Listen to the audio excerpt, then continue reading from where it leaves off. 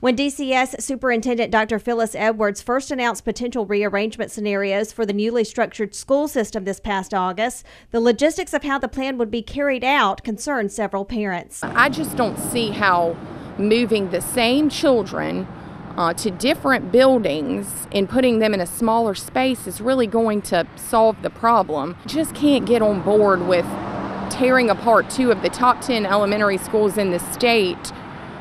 I just can't see the logistics behind it. Initially, there were a handful of different restructuring scenarios on the table. Now it has been narrowed down to just 2 options, which the school board will plan to vote on November 26th. I feel as if the school board is not listening to the community.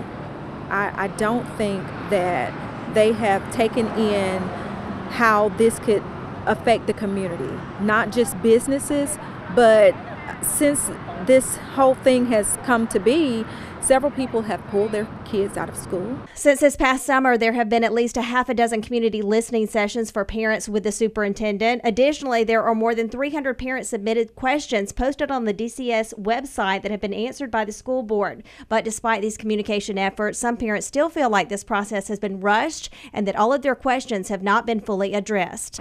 The issue of consolidation of the high schools came up twice during the time I was on the board. And one of the big things was, how are you going to fit that many children into the 2 buildings that we have right now?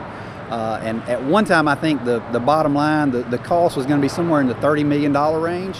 So, I know initially this started out as a discussion related to cost savings because we would be able to close some buildings.